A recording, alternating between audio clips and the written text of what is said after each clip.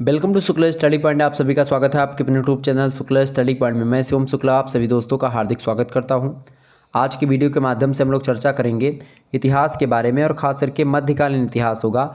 आपको बता दूं कि एक होता है एंशिएंट हिस्ट्री और एक होता है मेडिवल हिस्ट्री या केवल हिस्ट्री। तो मेडिवल हिस्ट्री या केवल हिस्ट्री अगर आपका है, मतलब कि केवल हिस्ट्री ही होता है, लेकिन चूंकि पहले से दो हिस्ट्री होते थे पढ़ने के लिए, एक मध्यकालीन इतिहास और एक प्राचीन इतिहास। तो प्राचीन इतिहास में आपको आर्किटेक्चर और आर्ट ये सब भी पढ़ना पड़ता है, ठीक है।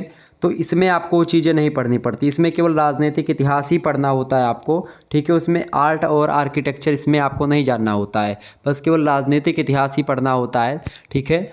तो इतिहास में केवल इतिहास ही पढ़ना होता है, पॉलिटिकल इतिहास पढ़ना होता है, राजनीतिक इतिहास। बाकी जो प्राचीन इतिहास होता है उसमें और भी चीज़ें पढ़नी पड़ती हैं, ठीक है। जैसे कि आर्ट और आर्किटेक्चर दोनों पढ़ना पड़ता है, तो वो अलग सब्जेक्ट हो जाता है और ये अलग सब्जेक्ट है, ठीक है। तो इतिहास दो आप बीए में पढ़ सकते हो, एक प्राचीन इतिहास और एक केवल इतिहास। तो ये केवल इतिहास का मॉडल पेपर है, ये बात ध्यान रखिए। किसका मॉडल पेपर है भैया? ये केवल इतिहास का मॉडल पेपर है, ये बात ध्यान रखिए। किसका मॉडल पेपर है भाई? ये केवल इतिहास का मॉडल पेपर है, ये बात ध्यान रखेंगे। मध्यकालीन इतिहास या केवल इतिहास की अगर बात किया है, आप 5th सेमेस्टर में हो तो एक सब्जेक्ट के आपके 2 पेपर होंगे, ठीक है। 2 पेपर जो होंगे उनमें जो पहला पेपर है आपका पेपर नंबर 1, उसका नाम है भारत में राष्ट्रवाद, ठीक है। तो उसका मॉडल पेपर मैं जल्द ही दे दूंगा, हालांकि दे दिया है हमने, कुछ 2-3 वीडियोस के आपको मिल जाएंगे, मॉडल पेपर भी दे दिया है भारत में राष्ट्रवाद का, ठीक है। तो आप देख लीजिएगा उसको। इसके अलावा पेपर 2 की अगर बात करेंगे तो पेपर 2 जो है वो एक प्रकार से उसमें 3 खंड हैं, ठीक है। और वो चूज करने के लिए लेकर के, मतलब कि वो वैकल्पिक विषय है, ठीक है। उनमें से आप तीनों खंडों में से कोई एक आप चूज कर सकते हैं, ठीक है। तो आप ए चूज करो, चाहे बी चाहे सी, तीनों में से एक ही पढ़ना है। ए में आपको क्या पढ़ना पड़ेगा? ए में आपको पढ़ना है आधुनिक विश्व का इतिहास, या फिर बी में कहीं कहीं पर आपको मिलता है, देखिए, तो आधुनिक विश्व का इतिहास, या फिर एक प्रकार से आपको क्या पढ़ना होगा? आधुनिक विश्व का इतिहास, या फिर एक प्रकार से आप बोले, अच्छा आधुनिक विश्व का इतिहास आज हम चर्चा करेंगे, तो कहीं कहीं पर आपको बी मिलेगा, कहीं कहीं पर ए, मतलब कि यही पढ़ना आपको, चाहे बी रखो चाहे ए रखो, मतलब ए बी सी करके आप बांट लो कि भाई 3 है, कोई मतलब नहीं उसका। देखिए, एक में आपको आधुनिक विश्व का इतिहास पढ़ना पड़ेगा 1453 से लेकर के 1815 ईस्वी तक। तो आज का जो वीडियो है वो इसी पर है, इससे हम चर्चा करेंगे। एक होता है आपका जो है इतिहास में नैतिकता, उसका मॉडल पेपर ऑलरेडी मैं डिस्कस कर चुका हूँ ऑब्जेक्टिव का, आप देख सकते हैं उसको, ठीक है। तो ये वाला पोर्शन बचा हुआ था आपका आधुनिक विश्व वाला, इसको मैं डिस्कस कर दूंगा। और एक और इतिहास आपका बचता है, मतलब कि पेपर नंबर 1 और है, पेपर 2 का एक खंड, उसमें आपको मध्यकालीन भारत का सामाजिक और आर्थिक इतिहास जानना होता है, खास करके 1200 ईस्वी से लेकर के 1700 ईस्वी तक के समय काल के बारे में। तो उसके बारे में भी हम चर्चा करेंगे। तो ये सब वैकल्पिक प्रश्न पत्र हैं, इसके बारे में हम जानेंगे। मतलब कि तीनों में से केवल एक ही पेपर आपको पढ़ना है, चाहे आप मध्यकालीन भारत का सामाजिक और आर्थिक इतिहास पढ़ो 1200 से लेकर के 1700 ईस्वी वाला, चाहे आप इतिहास में नैतिकता पढ़ो, ठीक है, और चाहे आप आधुनिक विश्व का इतिहास पढ़ो 1453 से लेकर के 1815 का, ठीक है। तो तीनों में से केवल एक ही आपको पढ़ना है। जो भी आप अपने एग्जामिनेशन फॉर्म में चूज करोगे वही आपको पढ़ना होगा। तो जो भी आपने चूज किया होगा, हालांकि मैं तो सबका मॉडल पेपर दूंगा, तो मैंने जो है इससे पहले इतिहास में नैतिकता और भारत में राष्ट्रवाद यानी पेपर 1 का मॉडल पेपर दे चुका हूं। तो आज का जो वीडियो है आधुनिक विश्व का मॉडल पेपर होगा, और जो अगला वीडियो आएगा उसमें हम मध्यकालीन भारत और मध्यकालीन भारत का सामाजिक और आर्थिक इतिहास देख लेंगे 1200 ईस्वी से लेकर के 1700 ईस्वी, यानी कि जो मुगल वंश रहा है वो, और जो दिल्ली सल्तनत रही वो, दिल्ली सल्तनत और मुगल वंश का सामाजिक और आर्थिक इतिहास कैसा रहा उसके बारे में जानना है, ठीक है। तो चर्चा कर लेंगे हम। तो आज का जो वीडियो है आधुनिक विश्व के इतिहास से है, यानी कि मॉडर्न हिस्ट्री ऑफ वर्ल्ड, ठीक है, मॉडर्न वर्ल्ड। तो आधुनिक विश्व का जो इतिहास है उसको चर्चा करेंगे 1453 से लेकर के, यानी कुस्तुनतुनिया पर अधिकार हो जाता है 1453 में, वहाँ से लेकर के 1815 ईस्वी तक हम लोगों को जानना है, ठीक है।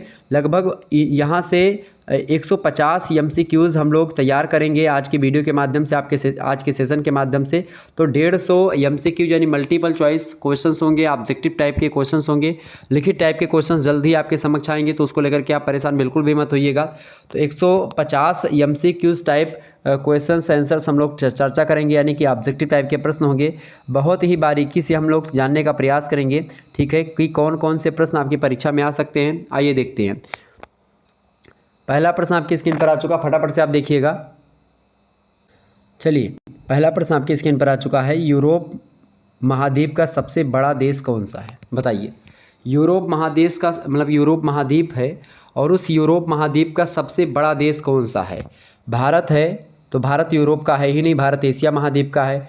चाइना भी एशिया महाद्वीप का है और ईरान जो है वो भी एशिया महाद्वीप का ही देश है। यानी कि जो रूस है आपका, जो रूस है वो यूरोप महाद्वीप का है और सबसे बड़ा देश है यूरोप महाद्वीप का, ठीक है। अच्छा, रूस जो है उसका कुछ भाग एशिया में है और कुछ भाग यूरोप में है। जो भाग यूरोप में है खास करके इसकी राजधानी जो है वो यूरोप में है और इसीलिए रूस को यूरोप का देश कहा जाता है, क्योंकि राजधानी जहाँ होती है वहीं से राजनीतिक मामले सारे हैंडल होते हैं। इसीलिए रूस को एक प्रकार से यूरोप महाद्वीप का देश माना जाता है। तो रूस जो है यूरोप महाद्वीप का सबसे बड़ा देश है, ऑप्शन नंबर बी लगा देंगे। वैसे भी रूस जो है क्षेत्रफल के मामले में पूरे संसार का सबसे बड़ा देश है। अगला क्वेश्चन आप देखेंगे, यूरोप महाद्वीप का सबसे छोटा देश कौन सा है। यूरोप महाद्वीप का सबसे छोटा देश है वेटिकन सिटी। वेटिकन सिटी की अगर बात की जाए तो लगभग जो है 44 हेक्टेयर का देश है ये, लगभग 108 एकड़ की भूमि पर बसा हुआ वेटिकन सिटी देश है, ठीक है। आप ध्यान रखेंगे इस बात को। हालांकि ये यूरोप महाद्वीप का ही नहीं बल्कि पूरे के पूरे संसार का सबसे छोटा देश है Vatican city. Option number C correct answer होगा। नेक्स्ट क्वेश्चन आप देखेंगे, यूरोप महाद्वीप का सर्वोच्च बिंदु जो है वो कौन सा है। सर्वोच्च मतलब जो सबसे ऊंचा बिंदु है वो कौन सा है, बताएं। माउंट एल्ब्रुस, माउंट एवरेस्ट या माउंट काज़वेको या माउंट किलिमंजारो, ठीक है। तो किलिमंजारो जो पर्वत है ये सबसे ऊंचा पर्वत है अफ्रीका महाद्वीप का, ठीक है। और एशिया महाद्वीप का सबसे ऊंचा पर्वत है माउंट एवरेस्ट। हालांकि माउंट एवरेस्ट दुनिया का सबसे ऊंचा स्थान है। तो यहाँ पर आपका जो माउंट एल्ब्रुस है, एल्ब्रुस पर्वत जो है ये सबसे ऊंचा पर्वत है यूरोप महाद्वीप का। उसी में माउंट एल्ब्रुस जो है, यानी कि जो एल्ब्रुस नाम की चोटी है वो सबसे ऊंची चोटी है। हालांकि विश्व के स्तर की बात की जाए तो विश्व की 10वीं सबसे ऊंची चोटी है माउंट एल्ब्रुस। सबसे नंबर 1 की चोटी विश्व की कौन सी, माउंट एवरेस्ट, ठीक है। ये सब चीज़ों को ध्यान रखिएगा, ओके। आगे बढ़ते तो करेक्ट आंसर इसका क्या हो जाएगा, माउंट एल्ब्रुस जो है ये यूरोप महाद्वीप का सर्वोच्च शिखर है। अगला क्वेश्चन आप देखेंगे, यूरोप महाद्वीप का निम्नतम बिंदु कौन सा है। यूरोप महाद्वीप का निम्नतम बिंदु कौन सा भैया, कैस्पियन सागर जो है वो निम्नतम बिंदु है। अगर आपसे पूछे कि एशिया महाद्वीप का न्यूनतम और उच्चतम बिंदु कौन सा है, तो एशिया महाद्वीप का न्यूनतम बिंदु है मृत सागर। इन सबसे गहरा मृत सागर है एशिया महाद्वीप का, ठीक है। और इसके अलावा सबसे ऊंचा पर्वत है कौन, हिमालय पर्वत पर है माउंट एवरेस्ट चोटी 8,848 मीटर की ऊंचाई पर स्थित है। ध्यान रखेंगे इस बात को, ठीक है। अफ्रीका महाद्वीप की सबसे जो उच्च चोटी है वो है किलिमंजारो और जो सबसे निचला स्थान है वो है झील असल, ठीक है। ध्यान रखेंगे इस बात को।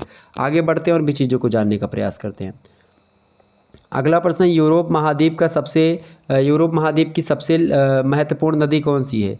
सबसे महत्वपूर्ण नदी की बात की जाए यहाँ की तो डेन्यूब नदी सबसे महत्वपूर्ण है। हालांकि सबसे लंबी नदी की बात की जाए अगर यूरोप के तो वोल्गा नदी सबसे लंबी नदी है, ठीक है। वोल्गा से गंगा आपने एक का वो भी पढ़ा होगा, ठीक है। हिंदी में एक रचना भी है। तो डेन्यूब नदी जो है दूसरी सबसे लंबी नदी है यूरोप महाद्वीप की, लेकिन इंपॉर्टेंट ज़्यादा है डेन्यूब। हालांकि वोल्गा सबसे लंबी नदी है, ये बात भी ध्यान रखेंगे। तो option number C correct answer होगा इसका। आगे देखिएगा, अगला क्वेश्चन आपकी स्क्रीन पर आ चुका है। प्रश्न है, 19वीं शताब्दी के पूर्वार्ध के यूरोप में औद्योगिकरण के कारण समाज के सामने निम्नलिखित में से कौन सा बड़ा मुद्दा नहीं था। तो ये कागज़ के ज़्यादा मतलब कि काम के ज़्यादा घंटे और कम वेतन मिलते थे, ये एक बात बिल्कुल ये एक मुद्दा था। ये बेरोजगारी का भी मुद्दा था और आवास और जल निकासी का भी मुद्दा था औद्योगिकरण के कारण, ठीक है। जबकि प्राथमिक शिक्षा का कोई मुद्दा नहीं होता है। ऑप्शन नंबर इसका सी करेक्ट आंसर होगा। आगे बढ़िए, अगला क्वेश्चन आपकी स्क्रीन पर आ चुका है। 19वीं शताब्दी के पूर्वार्ध का मतलब होता है 1850 के पहले, ठीक है। 1800 पूर्वार्ध मतलब होता है 1850 के पहले, और अगर 19वीं शताब्दी का उत्तरार्ध बोलता है तो 1850 के बाद, ठीक है। ध्यान रखेंगे, उत्तर माने बाद में, पूर्व माने पहले। तो 19वीं शताब्दी के पूर्वार्ध के यूरोप के बारे में निम्नलिखित में से कौन सा आर्थिक परिवर्तन सत्य नहीं है। तो कौन सा सत्य नहीं है भैया, देखिए, नए शहरों में बढ़ोतरी हुई ये सत्य है। नए औद्योगिक क्षेत्रों का विकास हुआ यह भी सत्य है। औद्योगिक क्रांति हुई यह भी सत्य है। वायु मार्गों का विस्तार हुआ यह गलत है। तो ऑप्शन नंबर डी लगा देंगे, करेक्ट आंसर हो जाएगा डी ऑप्शन। आगे बढ़िए, अगला प्रश्न है, फ्रेडरिक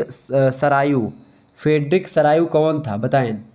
फ्रेडरिक सरायु जो था वो कौन था, एक फ्रांसीसी कलाकार था। ये फ्रांसीसी कलाकार था। 17 जनवरी 1807 में जन्म हुआ था, 25 सितंबर 1887 में मृत्यु हुई थी फ्रेडरिक सरायु की। फ्रांसीसी कलाकार है ये, option number A correct answer होगा। नेक्स्ट क्वेश्चन है, फ्रांसीसी क्रांति कब हुई थी। फ्रांसीसी क्रांति कब हुई थी, 1789 में हुई थी, बिल्कुल करेक्ट आंसर हो जाएगा option number B. Next question है, नेपोलियन कहाँ का शासक था भैया।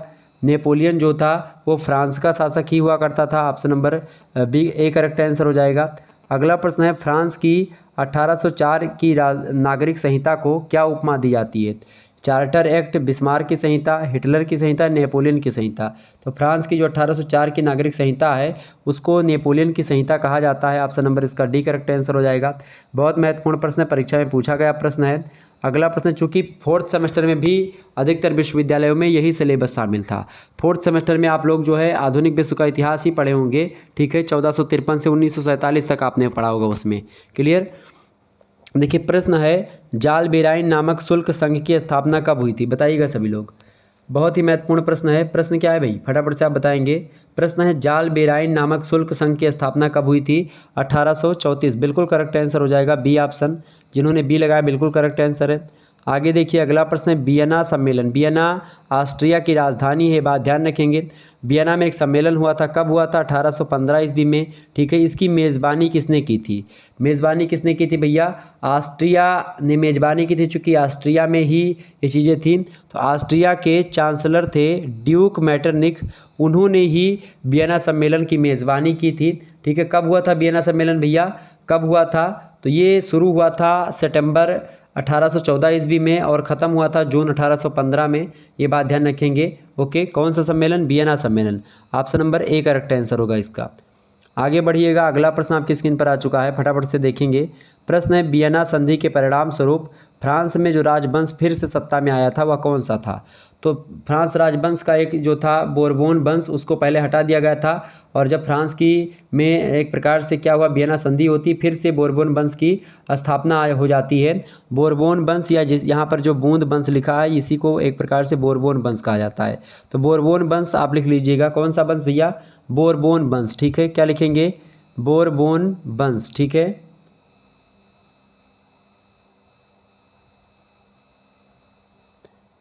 आगे देखिए अगला प्रश्न है, जब फ्रांस छींकता है तो बाकी यूरोप को सर्दी जुकाम हो जाता है, ये शब्द कहे गए थे किसके द्वारा या किसने कहा था? तो इसको कहा था किसने? मैटरनिख ने कहा था। क्या कहा था? कि जब फ्रांस छींकता है तो बाकी यूरोप को सर्दी जुकाम हो जाता है, ये मैटरनिख ने कहा था। ये बात ध्यान रखेंगे, इंपॉर्टेंट प्रश्न है, परीक्षा की दृष्टि से आपके ध्यान रखिएगा। आगे बढ़ते हैं, अगला प्रश्न।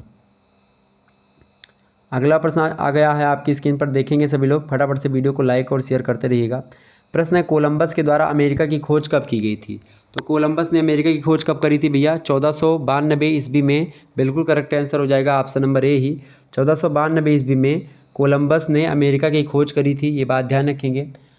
ओके, आगे बढ़ते हैं। अगला क्वेश्चन है, कुस्तुनतुनिया किस साम्राज्य की राजधानी था? बताएं, कुस्तुनतुनिया किस साम्राज्य का राजधानी था? बताएं। तो जो है बेंटाइन साम्राज्य की राजधानी हुआ करता था कुस्तुनतुनिया। Option number B correct answer होगा। आगे देखिए अगला प्रश्न है, कौन सा क्षेत्र भूमध्य क्षेत्र की रानी कहलाती है? बताएं, भूमध्य क्षेत्र की रानी किसको कहते हैं? किस क्षेत्र को? मिलान, वेनिस, फ्लोरेंस या नेपल्स? तो जो फ्लोरेंस है उसी को भूमध्य क्षेत्र की रानी कहा जाता है, फ्लोरेंस इलाके को। Option number C correct answer होगा इसका।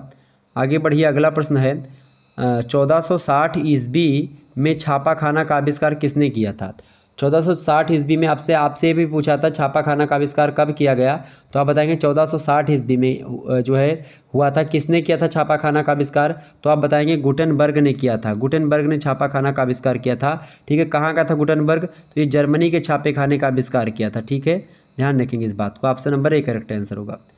आगे देखिए अगला प्रश्न है, कुतुबनुमा। कुतुबनुमा क्या होता है? ये दिशा सूचक एक यंत्र होता है। इसका आविष्कार चाइना के एक व्यक्ति थे, उनका नाम है हुआन, उन्होंने किया था 1200 ईस्वी में। लेकिन मार्को पोलो जो था, ये मार्को पोलो के यात्री था, जब ये चीन की यात्रा कर रहा था तो जब वहाँ पर हुआन के इस यंत्र को देखा, उसके बाद में ये बड़ा प्रभावित हुआ और उससे प्रभावित होकर के इसने भी शायद कुतुबनुमा से कुछ बारे में बताया था। तो इसीलिए मार्को पोलो यहाँ पर ऑप्शन में दिया गया है कुतुबनुमा के आविष्कार को लेकर के। तो आप लगा सकते हो कि बी ऑप्शन मार्को पोलो, क्योंकि मार्को पोलो का भी योगदान जो है होता है इसमें कुछ ना कुछ। अगला क्वेश्चन आप देखेंगे, यूरोप में पुनर्जागरण को अन्य किस नाम से जाना जाता है? सामाजिक जागरण, आर्थिक जागरण, प्रति जागरण या सांस्कृतिक पुनरुत्थान? तो इसका करेक्ट आंसर क्या हो जाएगा? पुनर्जागरण को यूरोप में सांस्कृतिक पुनरुत्थान के नाम से भी जानते हैं। ऑप्शन नंबर इसका सी करेक्ट आंसर हो जाएगा। आगे बढ़ते हैं, अगला क्वेश्चन आप देखेंगे। अगला प्रश्न आपकी स्क्रीन पर आ चुका है, कॉपरनिकस निवासी था। कॉपरनिकस कहाँ का निवासी था भैया बताएं, पोलैंड का, इटली का, फ्रांस का या फिर ऑस्ट्रिया का? देखिए बताएं। तो कॉपरनिकस ऑस्ट्रिया और ऑस्ट्रेलिया दोनों अलग अलग हैं, ठीक है, ध्यान रखें। ऑस्ट्रेलिया देश भी है और महादेश भी है, यानी महाद्वीप भी है और एक देश भी है। ऑस्ट्रिया जो है केवल और केवल एक देश है। बताएं, यूरोप का देश है। प्रश्न क्या पूछा गया, कोलंबस जो है वो कहाँ का निवासी था? तो कोलंबस जो था पोलैंड का निवासी था। कहाँ का था भाई? कोलंबस पोलैंड का निवासी था। सॉरी, कॉपरनिकस जो है वो कहाँ का था? पोलैंड का निवासी था। कोलंबस निकल गया मुँह से कॉपरनिकस के स्थान पर, तो माफ़ कीजिएगा। कॉपरनिकस जो है उसका जन्म हुआ था 19 फरवरी 1473 ईस्वी में, ध्यान रखेंगे इस बात को। आगे देखिएगा, अगला प्रश्न है, प्रसिद्ध मानववादी इरेस्मस जो व्यक्ति है मानववादी है, और इसका जन्म कब हुआ था, मतलब कहाँ पर हुआ था बताएं? तो प्रसिद्ध मानववादी इरेस्मस का जो जन्म हुआ था वो कहाँ पर हुआ था? तो एक प्रकार से पहले उसको हॉलैंड कहते थे, जहाँ पर इनका जन्म हुआ था। राइटरडम एक स्थान है, हॉलैंड का था पहले, वहीं पर इनका जन्म हुआ था। हालांकि इनका जन्म हुआ था 27 अक्टूबर 1469 ईस्वी को, ठीक है। लेकिन हॉलैंड जो पहले था अब उसको नीदरलैंड कहा जाता है, तो नीदरलैंड का ही मतलब कि रॉटरडम में इनका जन्म हुआ था। तो ऑप्शन नंबर 1 करेक्ट आंसर हो जाएगा। तो नीदरलैंड वर्तमान में, ठीक है। आगे देखेंगे अगला प्रश्न, माइकल एंजेलो का जन्म कब हुआ था? माइकल एंजेलो का जन्म हुआ था 6 मार्च 1475 ईस्वी को, ठीक है। 6 मार्च 1475 ईस्वी को इनका जन्म हुआ था। Option number B correct answer हो जाएगा। आगे बढ़ते हैं, अगला क्वेश्चन। प्रश्न है, एडवांसमेंट ऑफ लर्निंग पुस्तक किसके द्वारा लिखी गई? बताएं। एडवांसमेंट ऑफ लर्निंग पुस्तक के लेखक कौन हैं? जॉन कॉलेज, थॉमस मूर। थॉमस मूर की एक पुस्तक है यूटोपिया, बड़ी फेमस है, एग्जाम में प्रश्न पूछा जाता रहता है। यूटोपिया पुस्तक के लेखक कौन है? तो बताएंगे थॉमस मूर हैं, ठीक है। केपलर या फिर Francis Bacon. Advancement of learning पुस्तक के लेखक कौन है, फटाफट से आप बताएंगे। तो एडवांसमेंट ऑफ लर्निंग जो पुस्तक है इसको लिखा किसने है? इसको लिखा है मेरे भाई, किसने? फ्रांसिस बेकन ने। कब प्रकाशन हुआ इस रचना का? 1605 ईस्वी में। बिल्कुल ठीक बात है, option number D correct answer होगा। आगे देखिए अगला क्वेश्चन है, पुनर्जागरणकालीन कला में तैल चित्रकला के लिए कौन प्रसिद्ध था? टिसियन, ड्यूरर, राफेल या फिर हॉलबीन? बताएं। तो पुनर्जागरण कला मतलब पुनर्जागरण कला में खास करके जो तैलीय चित्रकला है उसके लिए प्रसिद्ध थे Holbein. Option number D correct answer हो जाएगा, हॉलबीन करेक्ट आंसर होगा, डी ऑप्शन। नेक्स्ट क्वेश्चन आप देखेंगे, निम्न में से कौन चित्रकार नहीं था? बताएं। लियोनार्डो दा विंसी जो है ये खास करके मोनालिसा का जो चित्र है ये इन्होंने बनाया था, लियोनार्डो दा विंसी ने, ठीक है। माइकल एंजेलो भी काफ़ी बढ़िया चित्रकार थे। राफेल भी एक चित्रकार ही हैं। क्रोमर जो है कोई चित्रकार नहीं है, ऑप्शन नंबर डी बी लगा देंगे, क्रोमर जो है कोई चित्रकार नहीं है। आगे देखिए अगला प्रश्न है, मोनालिसा का मूल चित्र संरक्षित है। मोनालिसा का मूल चित्र जो है वो लॉवर नामक जो है संग्रहालय में संरक्षित है। तो ऑप्शन नंबर ए लगा दीजिएगा, ठीक है। लूवर या लोवर जो लिखा है, ठीक है। तो यही होगा option number A correct answer हो जाएगा। क्लियर, ये बात ध्यान रखेंगे। आगे देखिएगा अगला क्वेश्चन है, प्रश्न है, इन प्रेज ऑफ फॉली नामक पुस्तक निम्न में से किसने लिखा था? बताएं। तो इन फ्रेज ऑफ फॉली नामक पुस्तक को लिखा किसने है? इस पुस्तक को लिखने वाले विद्वान हैं, उनका नाम है इरेस्मस, ठीक है। मानववादी हैं इरेस्मस, उन्होंने लिखा था, ये बात ध्यान रखिएगा। आगे बढ़ते हैं, अगला क्वेश्चन आपकी स्क्रीन पर आ चुका है, द लास्ट जजमेंट। बहुत ही महत्वपूर्ण पुस्तक है, ध्यान रखेंगे इस बात को। द लास्ट जजमेंट पुस्तक के लेखक कौन है? फटाफट से आप बताएंगे। द लास्ट जजमेंट पुस्तक के लेखक बताइए। राफेल या फिर Bramante, Leonardo da Vinci, Michelangelo? Correct answer क्या हो जाएगा? बिल्कुल द लास्ट जजमेंट पुस्तक के लेखक हैं Michelangelo, option number D correct answer होगा। आगे बढ़िए, अगला प्रश्न आपकी स्क्रीन पर आ चुका है, सर्वप्रथम यूरोप में पुनर्जागरण कहाँ से प्रारंभ हुआ? इंग्लैंड से, इटली से, स्पेन से या फिर जर्मनी से? बताएं, करेक्ट आंसर क्या होगा? सर्वप्रथम यूरोप में पुनर्जागरण कहाँ से प्रारंभ हुआ? इटली से प्रारंभ हुआ, ये सभी को पता होगा, बिल्कुल करेक्ट आंसर होगा ऑप्शन नंबर बी। इटली से प्रारंभ होता है यूरोप में क्या? पुनर्जागरण, ठीक है। इटली के फ्लोरेंस शहर से प्रारंभ होता है। अच्छा, ये इटली में खास करके पुनर्जागरण का प्रारंभ जो किया वो किसने किया था? तो वो दांते का नाम आप लोगों ने सुना होगा। दांते ने दांते एक फिलोसॉफर हैं, एक दर्शन शास्त्री हैं, उनके द्वारा एक प्रकार से पुनर्जागरण जो है शुरू किया गया यूरोप में सबसे पहले, इटली में, ठीक है। 1260 में दांते का जन्म होता है, 1321 तक जीवित रहते हैं ये, और इसमें बहुत सारी चीज़ें इन्होंने करी दांते। आगे देखिएगा, अगला प्रश्न है, यूरोप के आधुनिक युग का प्रारंभ होता है, बताएं। यूरोप में आधुनिक युग का प्रारंभ होता है 1453 ईस्वी से, यानी कि option number A correct answer होगा। अगला क्वेश्चन आप देखेंगे, द प्रिंस पुस्तक के लेखक कौन है? तो मैकियावेली की पुस्तक है द प्रिंस, ठीक है। ठीक है, ये बात ध्यान रखेंगे। सोशल कॉन्ट्रैक्ट पुस्तक के लेखक हैं कौन? रूसो, ठीक है, बात ध्यान रखेंगे। आगे बढ़िएगा, अगला क्वेश्चन आपकी स्क्रीन पर आ चुका है, कॉपरनिकस की मृत्यु कब हुई थी भाई? तो कॉपरनिकस की मृत्यु हुई थी 24 मई 1543 ईस्वी को कॉपरनिकस की मृत्यु हुई थी, ठीक है, 1543 ईस्वी, ठीक है। ऑप्शन नंबर इसका 1543 इसमें नहीं दिया गया है, देखिए 1543 ये कर लीजिए, यहाँ पर 3 कर लीजिए। 1543 ईस्वी में क्या हुआ था? मृत्यु हुई थी किसकी? कॉपरनिकस की, 24 मई की डेट थी। अगला क्वेश्चन आप देखेंगे, मार्को पोलो निवासी था। मार्को पोलो कहाँ का निवासी था? वेनिस का, फ्रांस का, जर्मनी का, इंग्लैंड का। तो मार्को पोलो जो था इसका जन्म हुआ था 15 सितंबर को, ठीक है, 1254 ईस्वी में, और मृत्यु हुई थी कब हुई थी मृत्यु? 1324 में, 29 जनवरी को मृत्यु होती है मार्को पोलो की। और कहाँ पर जन्म होता है? वेनिस में इनका जन्म होता है। Option number B correct answer होगा।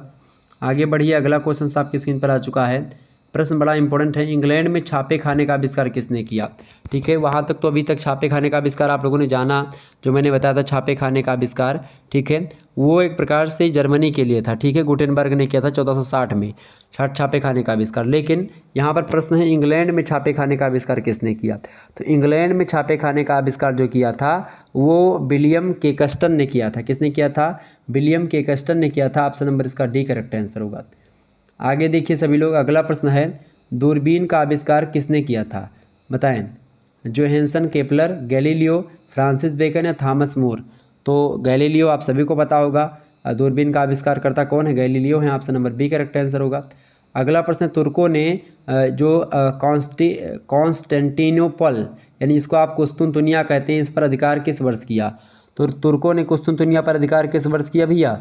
तुर्कों के राजा के द्वारा कुस्तुनतुनिया पर विजय कब प्राप्त की गई थी? कब प्राप्त की गई थी भैया? फटाफट से आप बताएंगे। 1453। Option number B correct answer होगा। अगला प्रश्न, मोनालिसा किसकी करती है? लियोनार्डो दा विंसी की करती है। Option number B correct answer होगा। अगला प्रश्न है, निम्न में से कौन चित्रकार नहीं था? लियोनार्डो विंसी हैं, माइकल एंजेलो हैं, राफेल हैं, क्रोमर जो है ये चित्रकार नहीं था। Option number B correct answer होगा इसका। आगे देखिएगा, अगला प्रश्न आपकी स्क्रीन पर आ चुका है, फटाफट से आप देखिए। अच्छा, मोनालिसा जो कृति है ये 1503 से लेकर के 1514 ईस्वी के बीच में की गई थी, ये बात ध्यान रखेंगे। आगे बढ़िए, अगला प्रश्न है, मानववाद का जनक किसे माना जाता है? तो मानववाद का जनक किसको मानते हैं भैया? मानववाद का जनक मानते हैं किसको?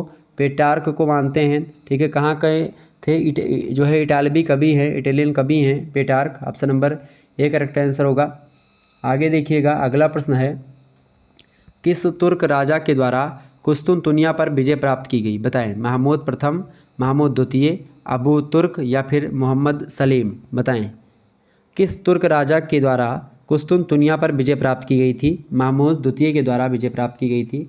ऑप्शन नंबर इसका बी करेक्ट आंसर होगा। आगे देखेंगे, अगला प्रश्न है, फियामेटा के रचयिता कौन है? बताएं। फियामेटा के रचयिता कौन थे? बताएं। वोकैचियो, बिल्कुल करेक्ट आंसर होगा। ऑप्शन नंबर बी, वोकैचियो जो है वो फियामेंटा के रचयिता हैं। अगला प्रश्न है, आर्केडिया कविता किसने लिखी? आर्केडिया कविता किसने लिखी है भाई? बताएं। जैकोपो सनाजारो ने लिखी है, बिल्कुल ठीक बात है। Option number D correct answer होगा। अगला क्वेश्चन आप देखेंगे, पुनर्जागरण काल का महानतम मूर्तिकार किसे माना जाता है? बताएं। तो पुनर्जागरण काल का सबसे महानतम मूर्तिकार जो हैं उनका नाम है Michelangelo. Option number C correct answer हो जाएगा, Michelangelo is right answer. आगे बढ़िए, अगला क्वेश्चन आपकी स्क्रीन पर आ चुका है, फटाफट से आप लोग देखने का प्रयास करेंगे, वीडियो को शेयर और लाइक जरूर करते रहिएगा, ठीक है। चलें आगे देखिएगा, अगला प्रश्न आपकी स्क्रीन पर आ चुका है। एक बार सभी दोस्त वीडियो को शेयर जरूर कर दीजिएगा, ताकि इसी प्रकार से और भी वीडियोज़ आपके समक्ष आती रहें, और जितने ज़्यादा आप लोग देखोगे शेयर करोगे उतना ज़्यादा मैं वीडियो बनाऊंगा, उतना ज़्यादा आप लोगों के लिए मेहनत करूंगा। हालांकि आप शेयर करते हैं तो भी मैं मेहनत करता हूं, नहीं करते हैं तो भी मैं मेहनत करता हूं, इसीलिए आप लोग शायद शेयर नहीं करते हैं। बिल्कुल मैं मेहनत आप लोगों के लिए करता ही रहूँगा, बस आप लोग थोड़ा सा शेयर कर दिया करें, थोड़ा सा लाइक करते हो तो थोड़ा मोटिवेशन मिलता है, अच्छा लगता है हमको। तो प्लीज़ अगर आपको थोड़ा सा अगर सोचना है कि अगर मैं आप लोगों के लिए कुछ ठीक कर रहा हूँ तो बस आप लोग लाइक तो ज़रूर कर सकते हैं, उसमें आपका कुछ लग नहीं रहा है, बस आप लाइक वगैरह कर देते हैं। कमेंट अच्छे अच्छे जब आते हैं तो मन लगता है पढ़ाने में थोड़ा सा, चूँकि अब देखिए भाई आप लोग हमारे सामने तो हो नहीं, तो किसको देख करके मैं पढ़ाता हूँ तो उसमें बड़ा बोरियत महसूस होती है कभी कभी, ठीक है। और अकेले अकेले से बोलने में बड़ी दिक्कत होती है, इसीलिए जब आप लोग साथ में जुड़ते हैं, ठीक है, तो अच्छा लगता है मुझको, ठीक है। और इसीलिए मैं कहता हूँ कि बार बार जब आप लाइक करेंगे, कमेंट्स करेंगे तो आप हमसे लगातार जुड़े रहेंगे, और जब ऐसे जुड़ेंगे तो बहुत अच्छा लगेगा हमको पढ़ाने में, आपको पढ़ने में, ठीक है। ये बात ध्यान रखेंगे, और ये चीज़ों को आप थोड़ा सा और भी इस पर जो है फोकस भी करिएगा, ठीक है, ये बात ध्यान रखेंगे। चलिए प्रश्न अगला है, आपकी स्क्रीन पर आ चुका है। पुर्तगाली व्यापारिक कंपनी के भारत आगमन का सर्वप्रमुख उद्देश्य क्या था? तो सर्वप्रमुख उद्देश्य क्या था भाई? काली मिर्च और अन्य मसालों के व्यापार पर एकाधिकार प्राप्त करना। अच्छा, मसालों के लिए पुर्तगाली लोग एक प्रकार से क्यों भारत में आते थे, क्यों इन देशों में आते थे मसालों के लिए? मसालों की क्या उपयोगिता थी उनको? उनके यहाँ पर क्या होता है भाई, गर्मी मतलब ठंडी बहुत ज़्यादा होती है। अब ऐसी स्थिति में उन लोगों के यहाँ पर फसलें बहुत कम होती है, सब्जियों की खेती भी बहुत कम होती है वहाँ पर, ठीक है। और इसी के कारण से क्या होता है, वहाँ पर फसल जब अच्छे तरीके से मतलब उत्पादित नहीं होती है, तो ऐसी सिचुएशन में वो लोग क्या करते हैं, अचार बना करके रखते थे पहले प्राचीन काल के लोग। किसका? जानवरों का। जानवरों को मार करके और उसको जो है गड्ढा खोदते थे ज़मीन में, और गड्ढा खोदने के बाद में करते क्या थे जानते हैं? गड्ढा खोदने के बाद में वो लोग क्या करते जानते हैं? उसमें मतलब करते थे पहले, अब नहीं करते हैं, तो उसमें उस मरे हुए जिसको मारा है उसने उस जानवर को उसी गड्ढे में डाल देते थे, नीचे नमक और जो है काली मिर्च और उन सभी का जो मसाले होते थे उनकी एक चादर मतलब कि पीस करके मसाले बिछा देते थे, उस पर जानवर को लिटा देते थे, उसके ऊपर नमक और मसाला डाल देते थे, ठीक है। खूब ज़्यादा मोटी चादर, 2-3 चादर, मतलब उसके बर्फ़ की, मतलब उसके जो है नमक की और उसकी क्या बोलते हैं मसालों की। तो इसीलिए मसालों की आवश्यकता पड़ा करती थी यूरोप के लोगों को, ठीक है। तो वो लोग इसीलिए मसालों के लिए आते थे, क्योंकि वो अचार के रूप में बाद में उसी उनका मांस खाया करते थे। तो इस प्रकार से ये थोड़ा सा एक पुस्तक में जिक्र मिला था, तो मैंने सोचा आपको बता दिया जाए, ठीक है। एक टीचर ने भी जो है मतलब कि बताया मुझे, तो मैंने जान पाया, मुझे ये बात पता चली, चूँकि ये बातें कभी आप देखते बहुत रिसर्च करने के बाद पता चलती हैं, बहुत ही शोध करने के बाद में पता चलती हैं। क्लियर? तो पुर्तगाली व्यापारिक कंपनी के भारत आगमन का जो सर्वप्रमुख उद्देश्य था वो था काली मिर्च और अन्य मसालों के व्यापार पर एकाधिकार प्राप्त करना। और आपको बता दूं कि जब यहाँ से वास्को डी गामा गया, वास्को डी गामा, आप सभी को पता होगा कि सभी लोग कहते हैं कि भारत की खोज करी, भारत की खोज करी, तो वास्को डी गामा ने भारत की खोज नहीं की थी, ये बात ध्यान रखेंगे। वास्को डी गामा ने भारत आने के लिए समुद्री मार्ग की खोज करी थी, ना कि भारत की खोज करी थी। क्या 1498 से पहले भारत नहीं था क्या? कौन कहता है यार कि खोज उसने करी? अबे खोज करने वाला वो कौन होता है? कोई व्यक्ति कौन होता है भारत की खोज करने वाला? समुद्री मार्ग की खोज करी, चूँकि उन लोगों को समुद्र के माध्यम से समुद्र में आने, या समुद्र के पहले आप देखते थे समुद्र के उस पार क्या होगा, ये पहले तो पता नहीं था कि भाई पहले सैटेलाइट थे। तो ऐसी स्थिति में वास्को डी गामा ने हिम्मत बांधी, जहाजी बेड़ा लेकर के कूद गया समुद्र में। आप लोगों में से किसी की हिम्मत नहीं पड़ेगी। आप लोगों की बात थी क्या, आप मुझे कह दो कि नदी में चले जाओ, या किसी को कह दो नदी के उस पार चले जाओ, पानी बह रहा है, तो आप नहीं जा पाओगे। समुद्र में इतनी बड़ी बड़ी लहरें आती हैं, तो ऐसी स्थिति में आप थोड़ी ना जा पाओगे। इतनी हिम्मत नहीं होती है सभी लोगों में कि भाई वो ऐसा करेंगे। पहले कुछ पता भी नहीं था, कुछ कोई टेक्नोलॉजी कोई ये सब नहीं हुआ करती थी, ठीक है। ये बात समझ रहे हैं ना चीज़ों को? केवल दिशा सूचक यंत्र होते थे, किस दिशा में हम जा रहे हैं, बस उसी दिशा में चले जाते थे। वो चला था एक प्रकार से अमेरिका की खोज करने के लिए, चलते चलते चला गया भारत में। अच्छा, मतलब कि वो क्या बोलते हैं, कोलंबस भी ऐसे निकला था भारत की खोज के लिए, लेकिन मतलब कि भारत पहुंचने के लिए जलीय मार्ग की खोज कर रहा था, लेकिन वो निकल गया अमेरिका उधर, ठीक है। क्योंकि समुद्र में आप दिशा भूल जाओगे, किधर जाना है, कैसे क्या होता है, तो इसीलिए एक प्रकार से तो ये ध्यान रखेंगे थोड़ी सी बातों को। आगे देखिएगा, अगला प्रश्न है, पुर्तगालियों ने भारत में सर्वप्रथम कहाँ स्थापित की थी? क्या बताएं? पुर्तगालियों ने सबसे पहले अपना एक प्रकार से जो कोठी या फैक्ट्री कहाँ स्थापित करी थी? कालीकट में स्थापित करी थी। कब स्थापित करी थी? कालीकट में 1498 में ही स्थापित हो जाती है। 1498 में चूँकि आता है कालीकट के बंदरगाह पर कौन? वास्को डी गामा, ठीक है। उसके बाद में कोचीन में 1503 ईस्वी में स्थापित होती है कोठी, मतलब की फैक्ट्री, और उसके बाद में 1505 ईस्वी में कुन्नूर में, ठीक है। ये बात ध्यान रखिए, पुर्तगाली की कोठी। क्लियर? ध्यान रखेंगे। आगे बढ़िएगा, अगला प्रश्न है, इटली और जर्मनी के एकीकरण के विरुद्ध निम्न में से कौन था? इंग्लैंड, रूस, प्रसा या ऑस्ट्रिया? तो इटली और जर्मनी के एकीकरण के विरुद्ध जो थे वो ऑस्ट्रिया था। कौन था? ऑस्ट्रिया था। Option number C correct answer होगा। अगला प्रश्न है, जाल बोरिन कैसी संस्था थी? क्रांतिकारियों की, व्यापारियों की, पादरी और सामंतों की या विद्वानों की? तो जालबोरिन जो थी या जालबेरिन जो थी वो व्यापारियों की एक संस्था थी। ऑप्शन नंबर इसका बी करेक्ट आंसर होगा। आगे देखिएगा, अगला प्रश्न, लख्त और रौ की नीति का अवलंबन किसने किया? तो बिस्मार्क ने किया। ये बात ध्यान रखेंगे, बिस्मार्क जिस प्रकार से रक्त और लौ की नीति अपनाते हैं खास करके इटली के लिए या फिर जर्मनी के लिए, ठीक वही चीज़ों को अपनाता है कौन भाई? वही चीज़ अपनाता है खास करके, मतलब अपनाते हैं भारत में। ठीक है, तो वो क्या नाम है उनका, मतलब एकीकरण का काम करते हैं। जैसे बिस्मार्क ने किया वैसे सरदार वल्लभ भाई पटेल भारत के लिए करते हैं। ठीक है, ये बात ध्यान रखेंगे। अच्छा, जो ये चीज़ें हुई हैं खास करके चर्च वगैरह में, या चर्चिस्ट आंदोलन कहाँ पर हुआ था बताएं? चर्चिस्ट आंदोलन कहाँ पर हुआ भाई? चर्चिस्ट आंदोलन जो हुआ था इंग्लैंड में हुआ था। ये बात ध्यान रखेंगे। कहाँ पर हुआ था भैया? इंग्लैंड में हुआ था। अच्छा, एक आपने नाम सुना होगा मार्टिन लूथर का। मार्टिन लूथर से कई प्रश्न पूछे जाते हैं। ठीक है, अच्छा बताएं मार्टिन लूथर का जन्म कब हुआ था? क्योंकि यूरोप में धर्म सुधार आंदोलन में मार्टिन लूथर की बड़ी ज़बरदस्त भूमिका होती है। और मार्टिन लूथर का जन्म हुआ था 10 नवंबर 1483 ईस्वी को। जर्मनी के एक निर्धन किसान परिवार में इनका जन्म होता है लूथर का।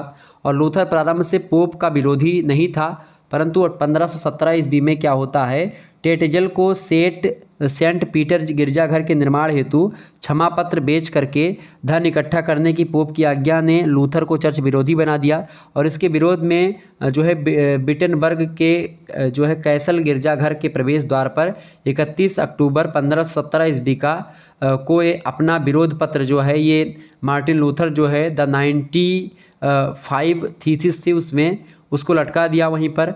और इनमें 95 स्थापनाओं अथवा कानूनों में चर्च द्वारा सभी उपायों से धन एकत्र करने की आलोचना की गई थी। पहले लैटिन भाषा में, बाद में जर्मनी की भाषा में लैटिन का अनुवाद किया गया। तो इस प्रकार से क्या किया गया? अच्छा, जॉन हस के विचारों को अपनाने को कहा गया। 3 लघु पुस्तिकाएँ पैम्पलेट जो होते हैं प्रकाशित किए गए इस संदर्भ में।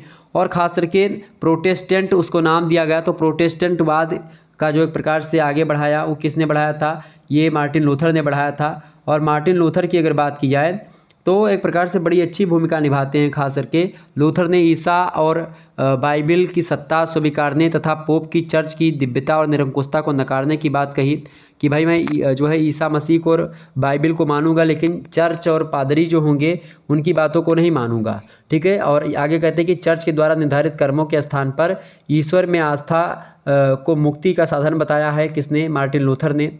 मार्टिन लूथर सप्त संस्कारों में से उसने केवल 3 नामकरण प्रायश्चित और पवित्र यानी प्रसाद यानी रोटी जो है उसको माना कि ये 3 चीज़ें जो है ये 3 संस्कार मुख्य रूप से होते हैं। चर्च के चमत्कार में अविश्वास व्यक्त किया, किसी भी व्यक्ति को न्याय से ऊपर नहीं होना चाहिए, ये सारी बातें बताते हैं। धर्म ग्रंथ सबके लिए हैं, सबका मतलब कि ज्ञान प्राप्त कर सकते हैं। इस प्रकार सारी चीज़ें बताई गई। लूथर द्वारा खास करके जनसाधारण की भाषा का प्रयोग उसकी सफलता का एक प्रमुख कारण था। मार्टिन लूथर के विचारों की तेज़ी से पनपने का एक अप्रत्याशित परिणाम यह निकला कि जर्मनी में कृषकों के विद्रोह भी यहीं से शुरुआत हो जाते हैं। ये बात ध्यान रखेंगे। ओके,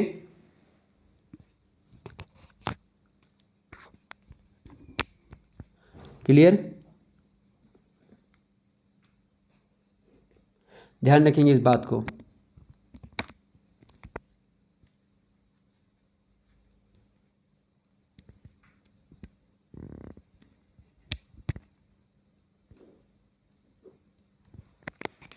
आगे बढ़ा जाए, चलिए आगे बढ़िएगा। प्रश्न है, यूनान को एक स्वतंत्र राष्ट्र घोषित कब किया गया? यूनान को एक स्वतंत्र राष्ट्र घोषित किया गया था कब भैया? यूनान को 1832 में। Option number B correct answer होगा। आगे देखिएगा, अगला प्रश्न है, यूरोप वासियों के लिए किस देश का साहित्य एवं ज्ञान विज्ञान प्रेरणा स्रोत रहा है? तो यूरोप वासियों के लिए अगर बात की जाए तो वो यूनान देश का साहित्य और ज्ञान विज्ञान प्रेरणा स्रोत रहा है। Option number B correct answer होगा इसका।